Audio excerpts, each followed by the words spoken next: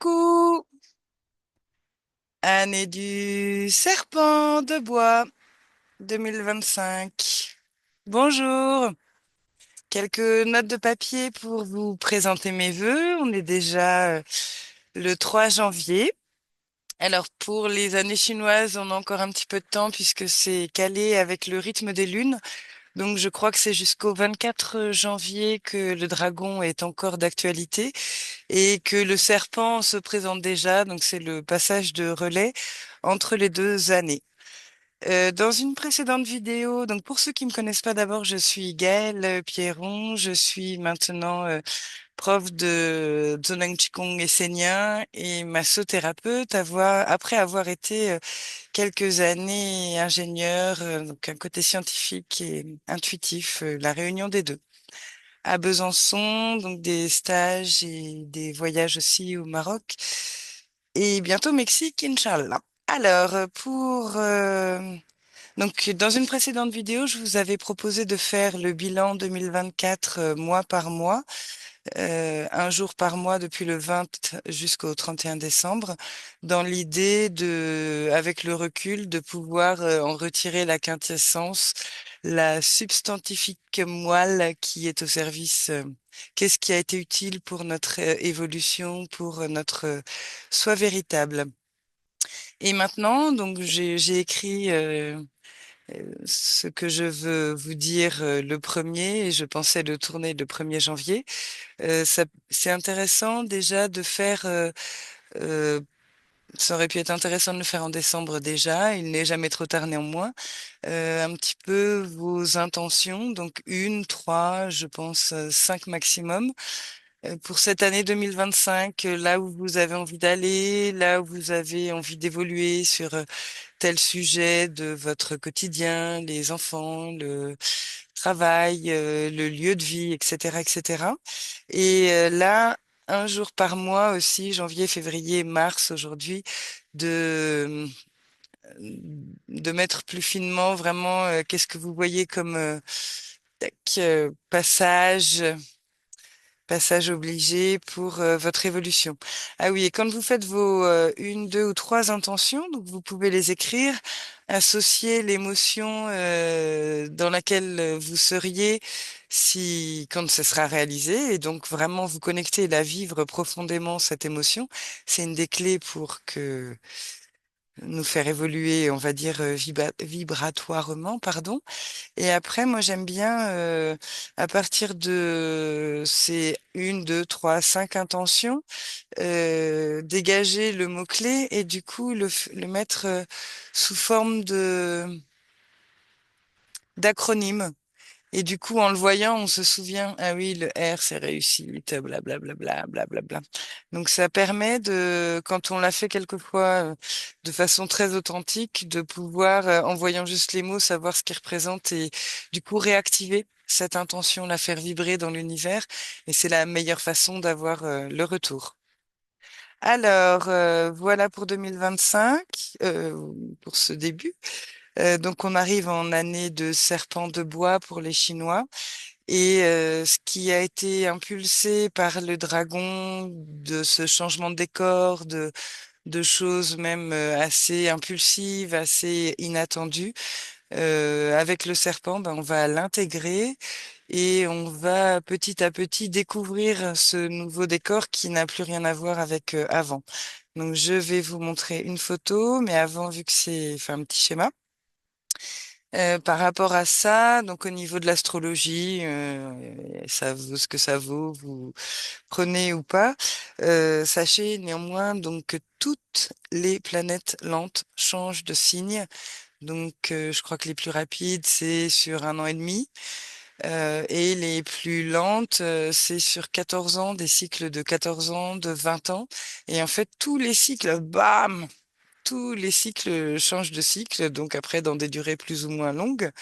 Et ces planètes lentes, elles donnent la toile de fond sociétale pour la période concernée. Notamment, donc Pluton qui est la plus lente de ce que je sais, hein, je suis vraiment pas astrologue. J'aime bien Yann Loranger et Émilie Charton sur YouTube qui approche cette évolution qu'on peut voir dans le ciel aussi de façon très intéressante et très évolutive, justement. Et, et donc, Pluton arrive, s'installe dans le Verseau, qui est un signe de se mettre sur la même longueur d'onde. Donc, il y a vraiment, pardon, et on est en train de changer d'air, donc la rétrocession des équinoxes, tous les 2000 ans à peu près, quand c'est l'équinoxe, eh ben, on n'est plus sur la même constellation et ça suit le cadran en reculant. Et donc, on a été là dans l'ère des poissons depuis à peu près l'an zéro, Jésus, le signe des poissons qui est un signe qu'on voit associé à Jésus, justement, le Christ, le christianisme et tout ça. Et là, on passe dans l'ère des Verseaux, qui est donc c'est pour 2000 ans. Donc le changement, voilà, c'est une sinusoïde, donc on n'est pas dans le plein pot, mais ça se met en place. Pluton nous en donne déjà une tonalité. Donc il y a cette même longueur d'onde des gens, des êtres. On n'a pas forcément les mêmes points de vue, mais on est sur la même longueur d'onde de la capacité de pouvoir échanger, de pouvoir justement changer de point de vue et évoluer de la richesse de la rencontre. Et aussi un aspect de évolution technologique. Euh, Là, Émilie, elle disait dans les transports aussi cette année. Donc, il peut y avoir, bien sûr, je pense que tout le monde le pressent, que l'intelligence artificielle qui nous paraissait il y a 20 ans quelque chose de très appartenir à la science-fiction est bel et bien, même pas à nos portes, mais rentrer déjà dans nos maisons. Donc, cet aspect-là. Et puis, moi, je penche aussi du côté des évolutions sur les capacités de conscience et pourquoi pas justement en attendant la téléportation physique, une téléportation plus fine par l'esprit, tout ça. On verra. Sur le serpent, il a vraiment deux aspects. Donc le serpent, quand on croise un serpent, c'est pas tous les jours. Il y a une part de mystère, de sagesse, de connaissance, de force de vie, de d'énergie primordiale, vraiment archaïque. Et aussi, il peut avoir vraiment un côté naïf, le serpent. Donc, observer ces deux aspects, toujours prendre du recul, prendre le temps d'un temps de pause avant une réaction qui est une sage manière de se comporter. Voilà. Alors, je prends mon deuxième papier. Euh, je vous lirai si ça vous intéresse dans une prochaine vidéo ce que j'avais écrit pour le dragon de bois, donc qui était l'impulsion du changement, d'un nouveau cycle avec des choses inattendues, des changements radicaux et vraiment la fin d'un cycle. On ferme les pages qui permet de pouvoir écrire un nouveau chapitre, un nouveau cycle. Et ce 2025, serpent de bois, donc il a toujours cet élément du bois, du printemps, de la sève qui monte, des projets, de l'enfance, du début de la journée, etc. Et donc là, dans ma perception des choses, là où le dragon a été une année de transition, du changement transitoire, d'un nouveau décor, le serpent voit le nouveau décor installé. Et là, j'ai un petit schéma à vous présenter.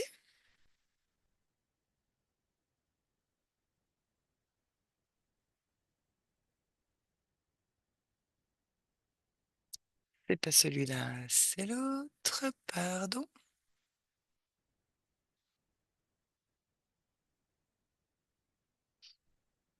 Voilà. Et donc avant, jusqu'à 2023, tout ça, j'aime bien utiliser cette image de ce processus qu'on nomme en Zhejiang Qigong Runhua, fusion, transformation.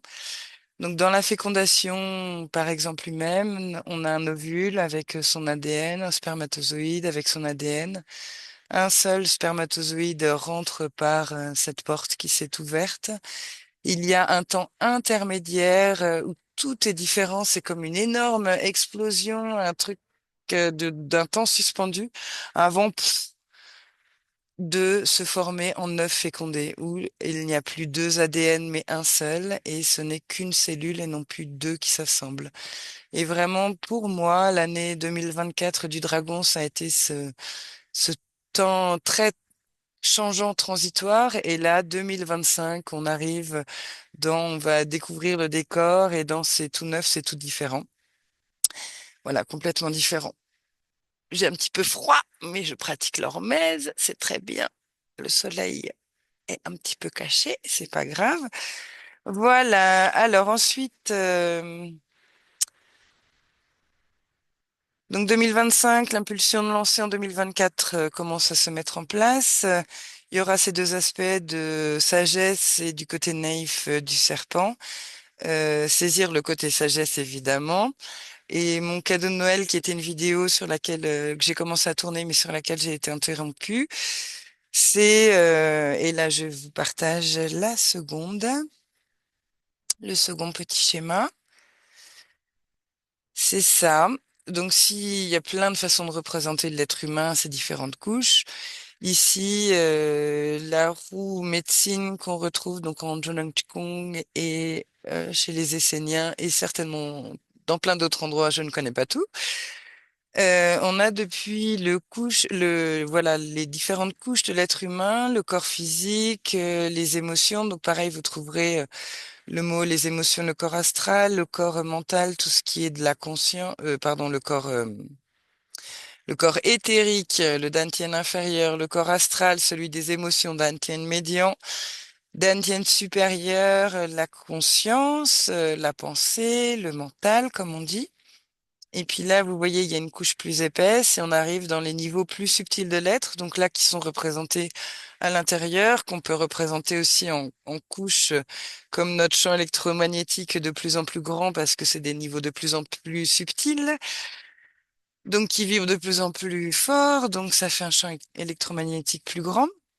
Bien, et donc là, on a une couche de conscience universelle, puis une couche plus liée à notre destinée, notre âme, notre esprit, et jusqu'enfin la source au milieu. Et donc dans les aspects intérieurs, on parle en Junang de soi véritable, et dans les aspects extérieurs, la personnalité. Donc ce qui est plus incarné, ce qui est plus temporel, avec nos désirs, nos pensées, nos sentiments, nos émotions, et la partie plus atemporelle, plus divine du soi véritable, qui sait pourquoi on est là, ce qu'on a donné au monde, etc. Et donc, cette couche, c'est la couche que, pareil, en Julang, toujours, on nomme les schémas fixés, la grille de référence, dans lesquels sont enregistrés, programmés une foultitude de choses depuis les traumatismes de notre enfance qui génèrent des comportements particuliers, à nos conditionnements collectifs, à des choses de l'extérieur, donc nos conditionnements individuels de famille, collectifs, etc., etc. Et donc mon cadeau de Noël, c'est technique de déprogrammation des schémas fixés, délétères et ou étrangers de Luc Baudin. C'est vraiment une super pratique. La première vidéo, elle permet de détailler de façon relativement exhaustive de quoi peuvent être formées cette couche. Et ensuite, donc c'est en trois vidéos plus une petite intermédiaire. La zéro, enfin la première, elle donne de quoi peut être formée la couche. La deuxième, comment la déprogrammer en demandant, voilà, avec un rituel de déprogrammation. Et la troisième, c'est comment faire pour s'en protéger de façon donc plus préventive. Voilà. Et donc, je mettrai le lien sous la vidéo. Je remercie Luc encore Merci Luc pour ton aide. J'avais demandé de l'aide au solstice et je l'ai obtenu entre autres par tes vidéos. Merci beaucoup.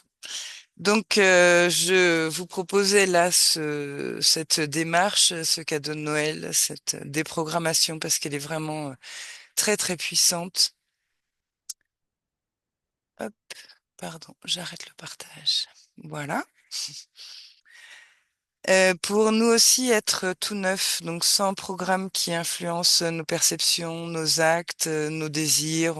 On veut telle chose parce que ça vient de l'extérieur. Non, non, non, on reste, on se met de plus en plus dans l'alignement entre notre être véritable et notre manifestation, notre personnalité, qui est cette communication, cette fluidité, ces allers-retours possibles entre je Je te manifeste jusqu'aux actes la source et mes actes vont aussi alimenter la source, me faire grandir en tant que âme, comprendre, apprendre, évoluer. Bien.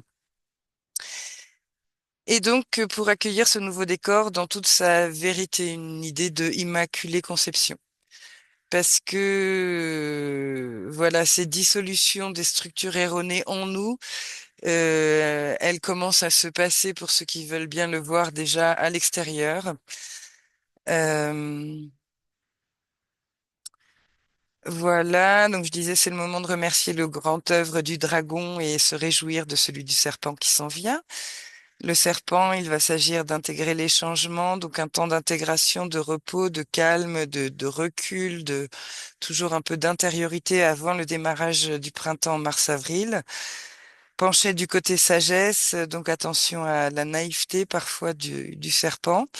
Tenir bon encore, savoir garder son sang-froid en toutes circonstances. Et il y a aussi un aspect du serpent qui va attendre le bon moment. On peut avoir l'impression qu'il dort, qu'il fait rien, immobile, et en fait, il prépare les plans et en fait, il est prêt pour le bon moment.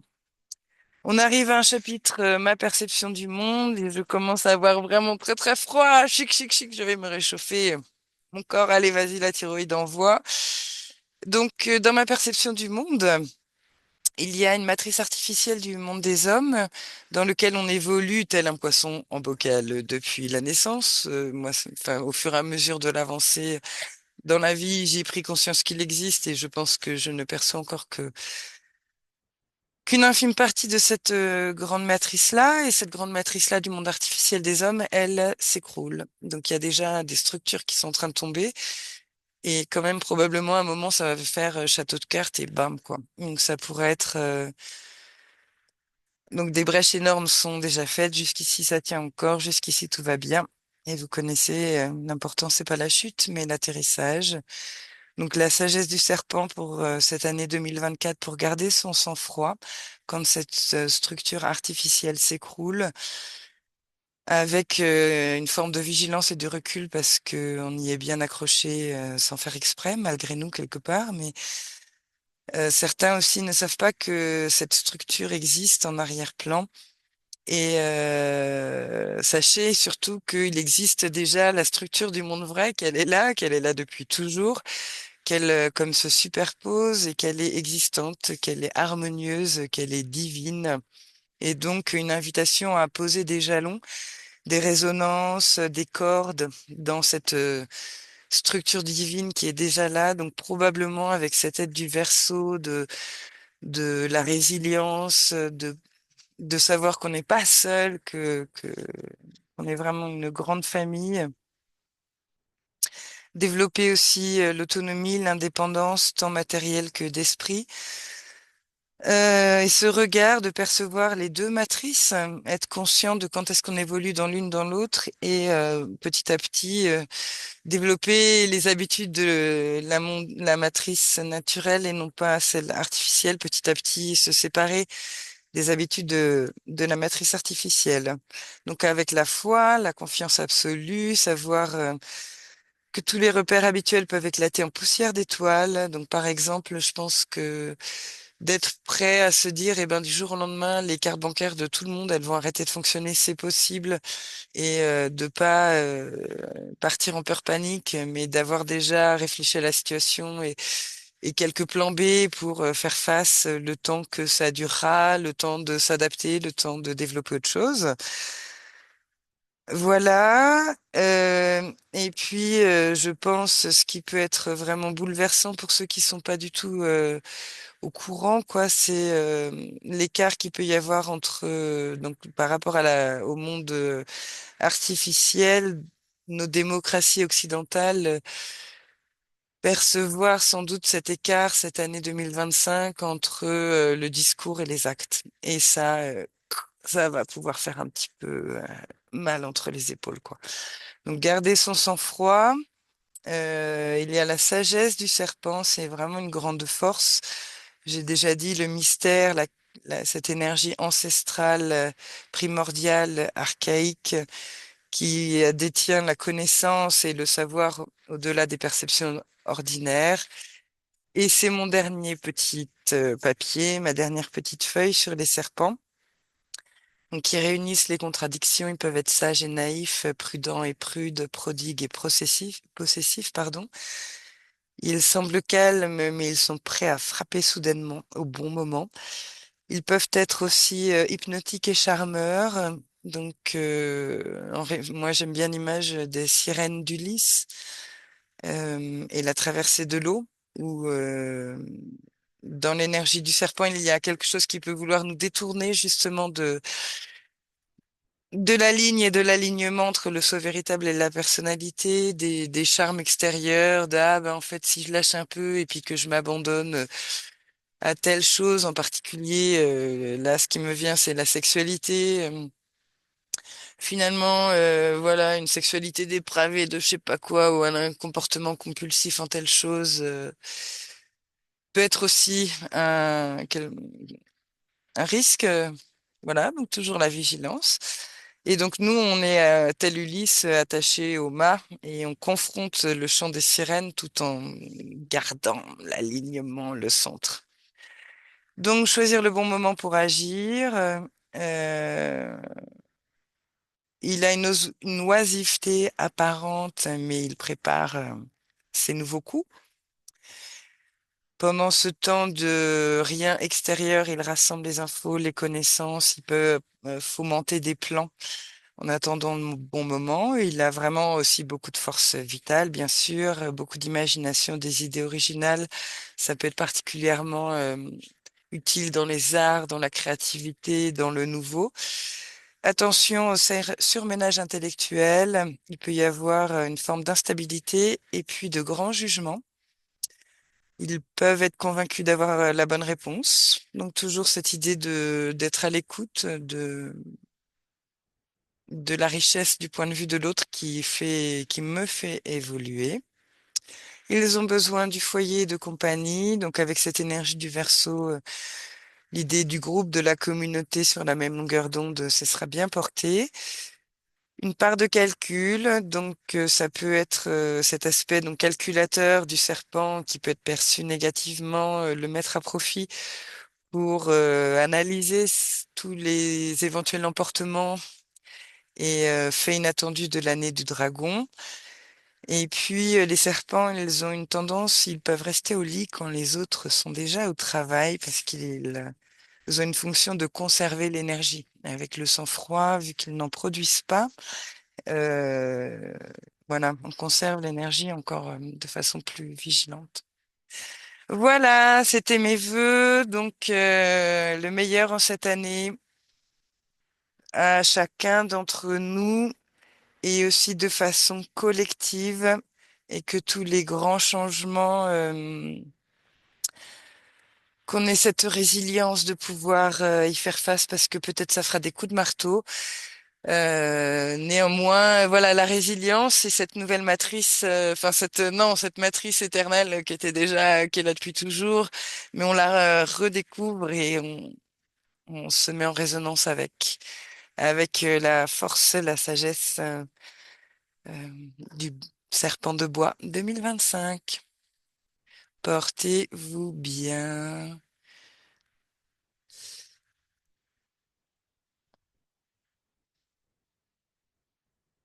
Voilà, je remets le serpent qui nous accompagne. Il est déjà en train d'arriver. Il y a vraiment la cohabitation des deux. Il- Et puis le serpent et le dragon, il y a quelque chose quand même assez proche. Et le prochain stage à Besançon, ce sera le 5 janvier 2025 sur le thème de Qigong de l'eau purifiée. Ensuite, il y aura un stage femme au mois de février, 22-23 février. Et ensuite, nous partons pour une retraite initiatique, j'ai presque envie de dire spirituelle, à Essaouira au Maroc sur Qigong et éléments, du 27 février au 10 mars pour la première édition et une seconde édition du 5 septembre au 16 septembre 2025. Qigong essénien et les éléments. Donc un vrai Chemin évolutif en simplicité, authenticité, beauté, amour, joie, évolution, tout ça. À bientôt. Merci beaucoup de votre attention. Bien sûr, vous pouvez mettre un petit pouce, vous abonner. Petit à petit, ça fera des bébés. À bientôt.